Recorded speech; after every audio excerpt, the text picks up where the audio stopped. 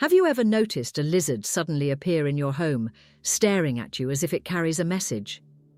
Most people brush it off as just another creature crawling through their space. But ancient wisdom, especially in Zen teachings, suggests that nothing appears without reason. What if I told you that the presence of a lizard in your house holds a powerful spiritual message, a sign you are meant to see, but only if you know how to interpret it? There's an old Zen story about a wandering monk who once followed a lizard deep into the mountains. What he discovered changed his understanding of life forever. And if you stay till the end, you'll uncover the hidden meaning behind this creature's visit, one that could completely shift your perspective on change, survival, and spiritual awakening. But before we reveal the final secret, let's take a journey into the heart of this wisdom. The lizard's message. A journey begins. In a quiet Zen monastery nestled deep in the misty mountains, a young seeker named Ryota approached his master with a troubled heart. "Master," he said, kneeling on the wooden floor, "for days now a lizard has appeared in my meditation room. It watches me, unmoving, as if it holds a message. But I do not understand. What does it mean?" The old master, a serene figure draped in simple robes, closed his eyes for a moment. The warm scent of incense curled through the air. "Ah," he murmured, "the lizard, a creature of patience and survival. If you do not rush to dismiss its presence, you may uncover a great truth." Ryota frowned. "But master, it is just an animal. How can it hold meaning?" The master's lips curled into a knowing smile. "Come," he said, rising. "Tonight we will wait together, and by morning you will understand." With that, the journey into the mystery of the lizard had begun. Lesson 1. The lizard appears when you need to see. That night, the master and his disciple sat in silence, watching the flickering lantern light. The lizard appeared again, still and unbothered by their presence. The master spoke softly. "In many traditions, the lizard is not just an animal, it is a symbol. Some say it represents dreams. Others believe it is a messenger of change. But here in Zen, we understand that its presence is not by chance." Ryota watched as the lizard moved slightly, flicking its tail before returning to stillness. "You see, Ryota," the master continued, "life constantly sends us signs. Most people are too distracted to notice, but those who are aware, those who seek meaning, begin to see patterns in what others call ordinary." Ryota's gaze remained fixed on the lizard. "So you're saying, it appears because I needed to see it?" The master nodded. "Nothing in life is random. The question is not why the lizard is here, but rather, what is it trying to show you?" As the night deepened, Ryota's mind filled with questions.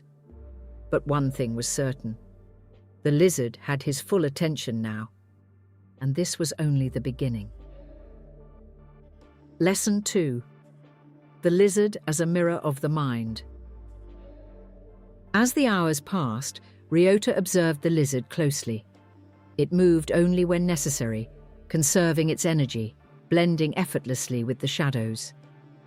Unlike the restless thoughts in his mind, the creature remained perfectly still. The master broke the silence. "Do you see how the lizard does not chase after anything? It does not rush, it waits." Ryota nodded. "It moves only when it must." The master's eyes glowed with wisdom. "Just like a disciplined mind, a mind that is restless, always chasing after desires and distractions, is like a monkey, jumping from one branch to another. But a mind like the lizard is calm, patient, and observant." Ryota felt a shift within him. He had spent his life reacting, chasing after answers, worrying about the future. But the lizard, this simple creature, was teaching him a lesson Zen monks had studied for centuries. "Master," Ryota whispered, "does this mean that if I still my mind, I will see more clearly?" A slow nod. "Not only will you see more clearly, but you will also begin to understand things that were always there, hidden beneath the noise of your own thoughts." Ryota stared at the lizard again, but this time it looked different to him. Not just a creature, but a symbol of how he should live. But there was more to uncover, and the final revelation was still ahead. Lesson 3. The lizard survives, because it adapts. Dawn began to break, casting soft golden hues through the monastery windows. The lizard, sensing the change, began to move. Slowly, with intention. Ryota watched as it climbed the wall and disappeared into a crack between the stones. The master spoke once more. "Do you know why the lizard has survived for millions of years?" Ryota thought for a moment. "Because it knows how to hide?" The master chuckled. "That is only part of it. The lizard survives because it adapts. It does not resist change. It does not cling to a single way of being. It blends when needed. It moves when the time is right, and it surrenders when it must." A breeze drifted through the open door, rustling the old paper scrolls on the wall. "Many people suffer because they refuse to adapt," the master continued. "They hold on to what is already lost. They fear the unknown. But the lizard teaches us that survival is not about strength. It is about flexibility, about knowing when to move and when to be still." Ryota let the words settle in his mind. He had spent so much of his life fighting against change, resisting it. And yet, here was a simple creature that had mastered what he struggled with most. But the greatest secret was still waiting to be revealed. Lesson 4. The Lizard and the Path to Awakening. By now, Ryota felt different. His mind was quieter, his heart lighter. "Master," he said, "I feel as though I understand something, but I cannot put it into words." The master smiled. "Then you are beginning to see." Ryota took a deep breath. "But what is the final lesson, the one you said would change everything?" The master turned to him, eyes deep with ancient wisdom. "The greatest secret of the lizard is this: it does not resist the nature of existence. It flows with it. It surrenders to life." The wind carried the master's words like a whisper through the trees. The lizard does not wish to be a bird. It does not long to be a tiger. It is content being what it is, and in that acceptance, it finds true peace. Ryota felt something shift within him, a realization he had never considered before. All his life, he had fought against who he was. He had wished for things to be different. He had chased, resisted, clung to ideas that brought him suffering. But now, watching the lizard disappear into the cracks of the monastery wall, he understood. To be at peace was not to control life, but to accept it, to surrender to its flow. The master placed a gentle hand on Ryota's shoulder. "If you take nothing else from this night, take this. You are already enough. You do not need to become something else to be worthy. Just as the lizard is perfect in its nature, so are you."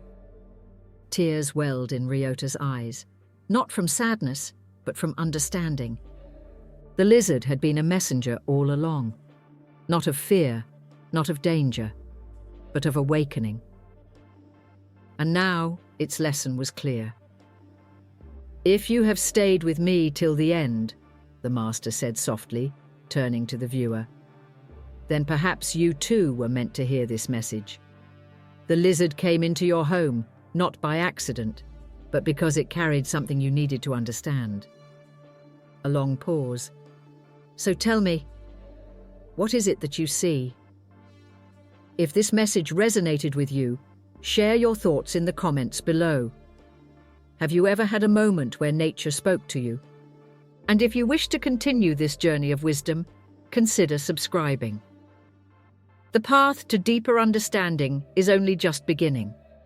Let the lizard's lesson stay with you, and remember, true peace is found not in resistance, but in acceptance.